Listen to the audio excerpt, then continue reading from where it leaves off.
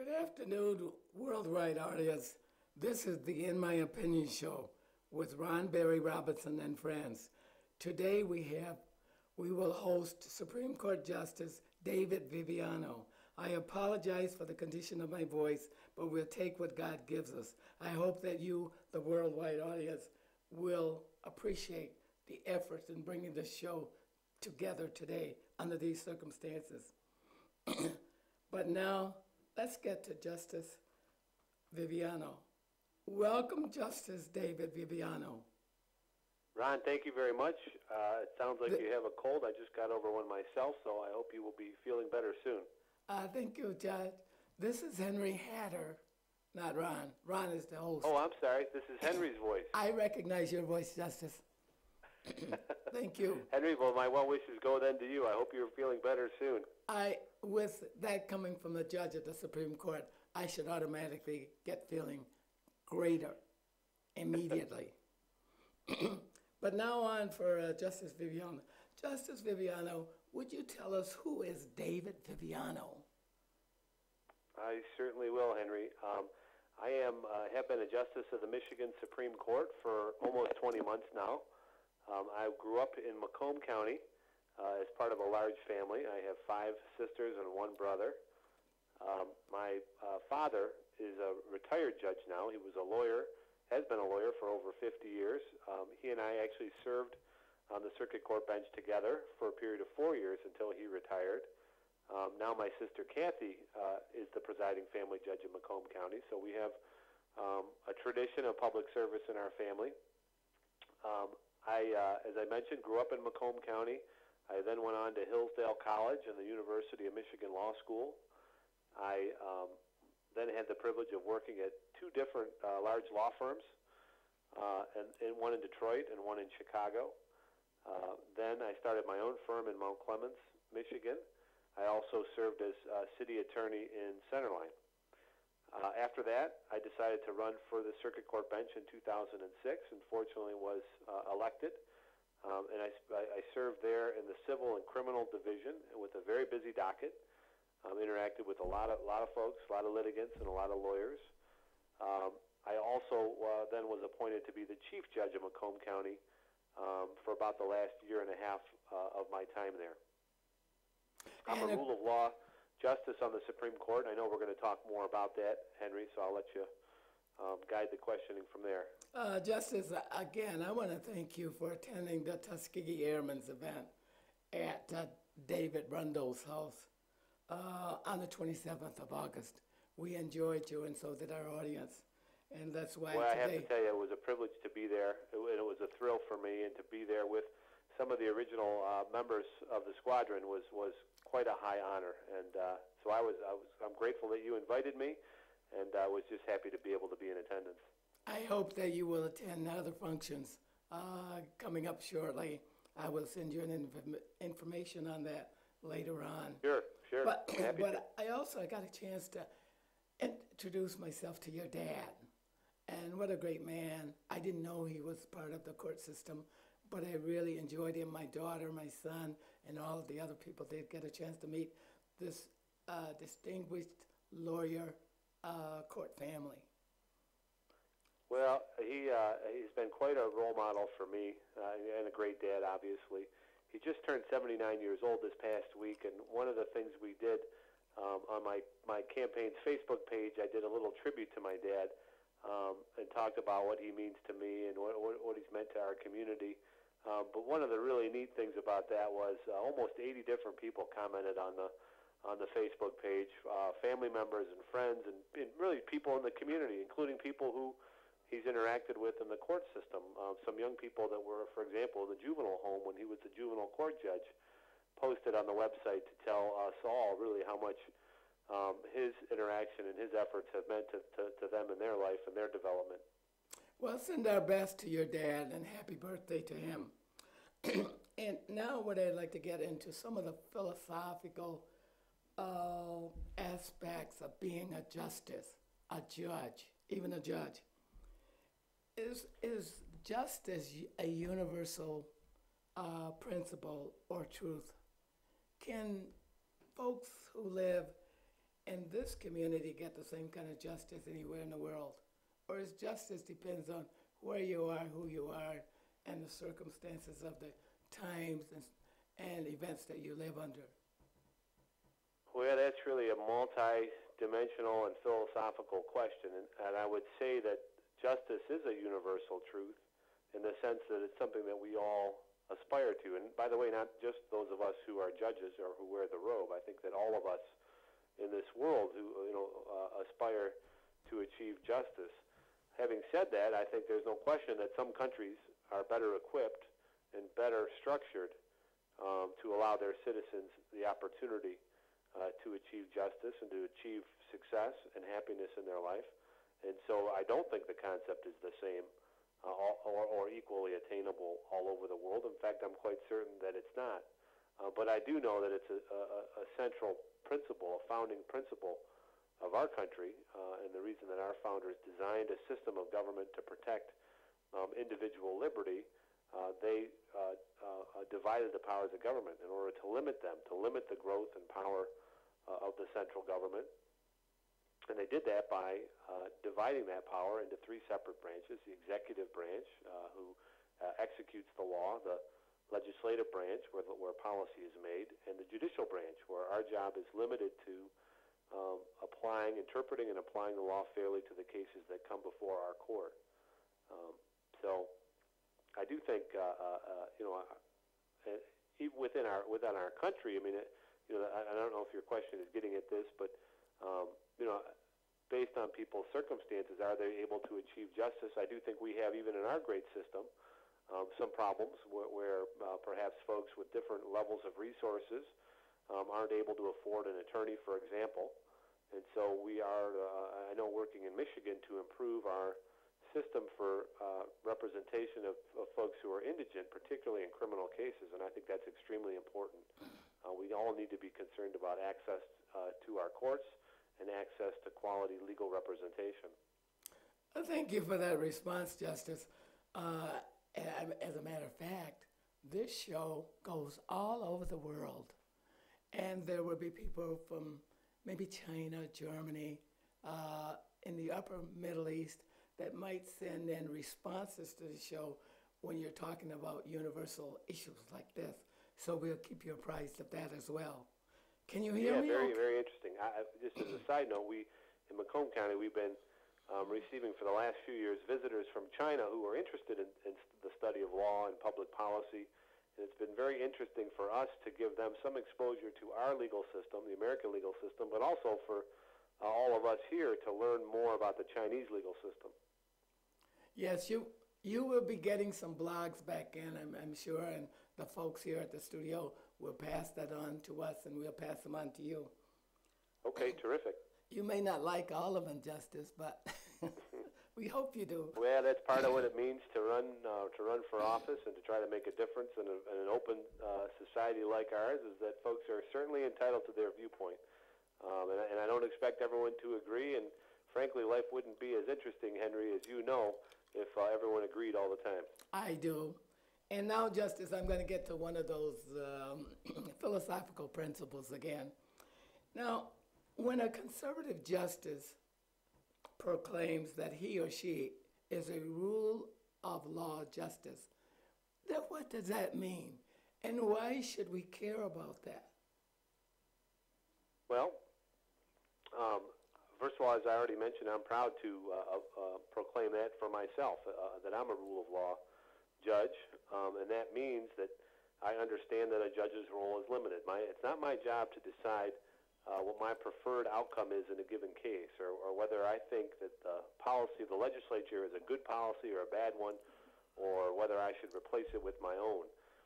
My job is to work within the system that our founders put in place, the constitutional structure that we have, and to apply the law, take the law from the legislature, interpret it fairly according to its plain meaning, the meaning that the folks who would have understood at the time, for example, that the Constitution was ratified, the language of those constitutional provisions, or the language of statutes at the time they were enacted by the legislature. The reason folks should care about that is because if we want to remain free as a people and have a representative democracy, and have legislators who are able to, or to respect the will of the people, to change the policy direction of our state and our nation by electing new legislators. That's how our system functions. That's how we remain free as a people.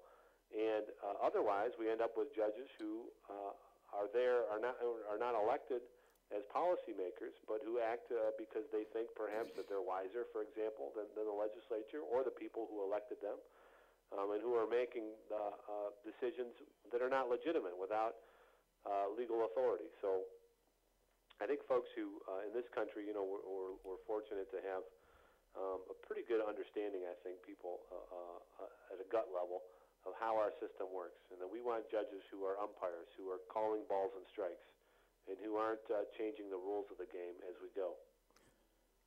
Justice, can you cite at least one example, because I'm fuzzy about this right now, where just the opposite has happened in our legal system, where there were instances where judges were making law instead of judging it? Well, the concept, the alternative concept, is known as judicial activism, and there's been a debate in this country for some time in the law schools and in the court system between rule of law or textualist judges and judges who take a more activist bent. And I can tell you that there's a lot of folks out there who think that cases, if you lose your issue before the legislature, then you just bring a case in court so you can litigate the same policy issues in a different forum. In terms of, I'm trying to think about an individual case that I would bring up. I'm a little reticent to talk about specific cases, but certainly our courts over the years. Please do not talk about anything that might violate the protocol. I don't intend for you to do that. Right. No, and I appreciate that. And we'll talk about you. I know you have some other issues you want to bring up, and we'll talk about these things a little bit where I can. But certainly, we've had courts who have decided, here in Michigan, the Supreme Court for a period of time, that they didn't like some of the policy measures the legislature passed, and so they are more open to declaring them unconstitutional or coming up with different glosses, putting glosses on the statutory language that have moved us farther away from the plain language and intent of the legislature. And really the job of the courts, and I'm proud to say that I serve on a court that understands that it's our job, is to get us back to the plain language of the law. And another reason why that's important, Henry, I intended to mention this earlier, is that one of the most important things about the law is that it's clear, and that it's stable, and that it's predictable. And it's not just something that's in the possession of lawyers or judges. In other words, the law is there for all of our citizens, and they shouldn't have to go to lawyers to understand what the law means and what their legal obligations are. And so we, as judges, have a duty to interpret the law fairly and according to its plain meaning, because that's how all of our citizens can understand the law and can understand what their legal obligations are. I hope I'm not boring you with this, but I'm going to go back to the first justice who sat on the Supreme Court of the United States, John Jay, who served for about 35 years on the court, I believe. And of course, in those days, they were developing a format, an outline, an arrangement of how this court system, along with the judicial and the legislative bodies, worked. Would there might have been a chance where John Jay might have practiced a little bit of that? And practice as a lawyer? Yes, as a court, even as a court official. Because these arguments did not come about until the evolution of the court system and how American government worked over time. Yeah, I'm not sure that I understand your question fully, but I would say this. It's really interesting when you study the early court system in the United States, and at the Supreme Court level, not much emphasis was given to the Supreme Court. In fact, when the Chief Justice John Marshall was appointed to be the Chief Justice by John Adams, President Adams had a difficult time finding someone to fill that role, and I think he went to 2 or 3 individuals who turned him down before he ended up with John Marshall. And the Chief Justice Marshall, one of the things that he was able to do was build the court into an institution by working with the justices to arrive at a consensus, at unanimous opinions, and answering the most important questions of the day. And it really added prestige to the court as an institution, and also allowed it to settle some very big, important questions. Marbury versus Madison deciding or establishing the court's power of judicial review, for example, and saying in quite clear language that it's the job of courts and judges to say emphatically what the law is, not what the law ought to be. These are very important, obviously, periods of time when the Supreme Court could have gone in a different direction and been a much less influential body and not fulfilled its constitutional role. Jay was, of course, the first Chief Justice, and I think he only served in that capacity, I have to confess, I'm looking it up on the internet, for about 6 years, which makes sense because it was only a couple years after that John Marshall was appointed by John Adams. Thank you, Justice, for correcting me here. I had John Jay serving for a lot longer, but it was John Marshall who served this great length of time and who established court protocol, like Washington established the protocol for the White House and so on and so forth.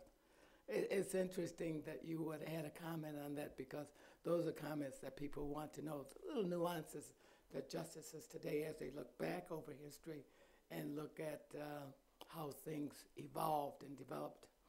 But now I want to get on to another question. Henry, if you indulge me for one more historical observation, because I do love history, and in particular American history, and I want to give one more plug to President Adams, because I don't think he gets the recognition he deserves in our history. He was really a brilliant lawyer and a brilliant constitutional scholar, and helped to design the Massachusetts Constitution, which then became a model for the federal Constitution. But he was also a person in history who is maybe not always known as much for what he did, but as for his ability to pick the right people and put them in the right places to be effective. And so he was instrumental, for example, in having George Washington appointed to be the general of the Continental Army and to run the Continental Army. And he was instrumental in having Jefferson appointed on the committee to draft, along with himself, the Declaration of Independence. And of course, he's the one who picks John Marshall to lead the Supreme Court and build it into an important institution. So it is really interesting when you study the impact that these folks had, and that all of us can have, I think, by working hard and believing in public service and applying ourselves and appreciating the reasons, the things that make this country so great. Well, thank you, and I think that students around the country who listen to this show will appreciate that, particularly people who are studying political science and professors and stuff who may have forgotten or never was exposed to that information. So that helps to broaden their horizon of the American court system and its government system. But I'm going to move quickly to another question here that you might want to comment on, but certainly if this is beyond the scope where protocol prohibits it, then we should rethink this. Is the Michigan Supreme Court likely to undertake the death penalty in light of the fact that what appears to be increases in violent crimes, since everybody can carry a gun? So you got the police, that appears that the role of the police is truncated by the fact that everybody can carry their own defense systems. Would you like to comment on whether the Supreme Court will undertake consideration for the death penalty in Michigan? Sure. What I would say is that the death penalty as a punishment for serious crimes is an issue that the legislature must determine. The legislature has the power, the sole power, to determine punishment for all different types of crimes. under Michigan law. And so at this point, we don't have a death penalty. The highest penalty under Michigan law for first-degree murder, felony murder, or felony murder is life without the possibility of parole. And so under the current system, the issue of the death penalty will not come to the Michigan Supreme Court because it doesn't exist as a penalty in Michigan. It does exist in other states, and it does exist under the federal system. So the only way that someone could be charged with a crime where they would face the death penalty under, or I should say in Michigan, is if the charge then the crime is prosecuted under federal law. For example, if a federal agent is killed, or if a crime occurs on federal property, then someone might be subject to the death penalty. So that issue is not one that's likely to come before our court until or unless the legislature takes some action on it. And Justice, that dovetails really clearly in face of the question about the rule of law. Because if you undertook it and it's not a law yet, you would be practicing contrary to rule of law. Is that a correct statement? Well, sort of. I mean, even the courts and judges really are not in a position under any. I don't think there's any difference of opinion or disagreement on this. Even a judicial activist, I don't think, would try to come up with their own penalty. That's really contrary to the American system of justice. So what happens if you flip it around, for example, is where an activist judge in a place where there is a death penalty, or if you want to look at more at issues that are in Michigan, when we look at the punishments that are out there by the legislature, our job is to, as long as those punishments are appropriate under the Michigan and the federal Constitution, then we should enforce those punishments. That's what a rule of law judge would say. An activist judge might say, I don't agree with those punishments. I think they're too severe. And so I'm more likely to find ways to avoid imposing those punishments, even though it's you can't do it under a strict interpretation of the law. So I don't know if that's helpful. Yes. Now, let me ask you a follow-up question then, Justice. Has the rave over guns, possession of guns, created circumstances that challenge the court system? Are there more incidents that come to the court and charges against law enforcement or against individuals because they act out in certain ways that where people are killed, and that creates an incident for the public domain? I mean, for the legal domain system. Well, I think, engaged. First of all, the U.S. Supreme Court has made it very clear that all of our citizens have the right to bear arms and to possess a firearm for self-protection, and and I think our country that's long been part of our tradition in this country. When it comes to the court system and dealing with assaultive crimes, whether they be crimes with weapons like guns or knives or otherwise, or other types of assaultive crimes, we have, of course, this is what we deal with in the court system, and we, through the jury system, try to determine what happened, what the facts of each individual case are, what a criminal defendant's intent was when certain actions were taken, so that we can determine, so the system can determine whether someone's guilty of a crime or not. Justice, I got to move on. Thank you, Justice. Hang on, Justice. I got to move on. I got limited time. But I'd like to ask you a quick question. Will the concept of justice change, do you think, when there's a paradigm shift in this country, when it truly becomes a pluralistic majority? I don't think the concept of justice changes. I think the composition of the country will continue to change, and that will be reflected, I think, in the composition of the folks who serve in the justice system. It'll be reflected in the composition of folks who serve on Thank you, juries. Justice. I got to cut you off, Justice. Thank you very much. You've been a great conversationalist. I'm sure that people learned a lot from you. We appreciate the conversation that we've had with you, and I hope that we can get you back on the show at a later date. Thank I love you to do very it, much. Henry. It's great to talk with you, and I hope you feel better. Thank you, and I hope to see you soon. Goodbye. All right, take care.